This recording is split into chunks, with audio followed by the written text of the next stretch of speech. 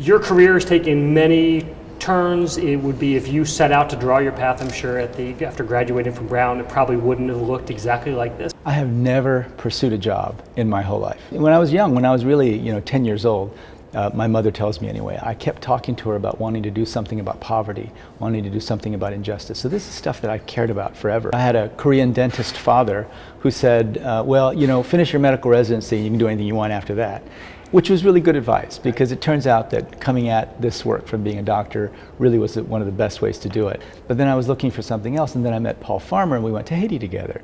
And that's when I really discovered this is what I need to do. I need to have an impact on justice. So we started Partners in Health. And I was at Partners in Health working in a hospital, teaching classes. I was doing that for a very long time. My good friend decided to run to be Director General of the World Health Organization. And I ran his campaign. The head of the search committee, who also was a doctor, at Dartmouth College, came and met me for another reason, asked me to apply. And I thought, my goodness, what an opportunity to influence thousands of students every year and to see if I can turn their attention to issues like poverty. I used to quote, more than anyone would like to remember, I used to quote one of the previous presidents of Dartmouth, who was actually the first head of public relations at the US State Department. And on his very first speech to Dartmouth students, he came from the State Department. This was Franklin Delano Roosevelt's State Department. And what he said to them was, I just want to tell you two things. The world's troubles are your troubles. But there's nothing wrong with the world that better human beings cannot fix. I thought that was one of the greatest statements, and that was sort of my theme from being at Dartmouth.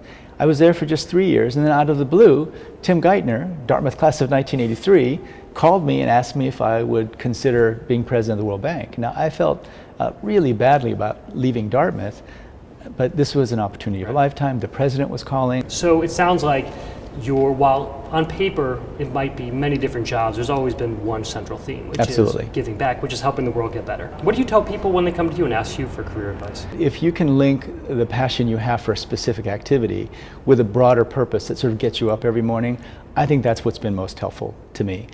The other thing, though, is that you never underestimate the value of having real skills. And for me, real skills are being able to speak clearly, being able to write clearly. So it's nothing to do with what you choose to study in high school or college. The ability to focus on something and put in the 10,000 hours to reach mastery is a pretty unique skill. And so I still think that having a passion and purpose is important, but you got to put in the hours. You really got to put in the time. That's great. So find a passion, find a cause, spend the time to get it right. Put in the work. Put in the work. That's great. Well, thank you very much for joining us Thanks, today. Dan.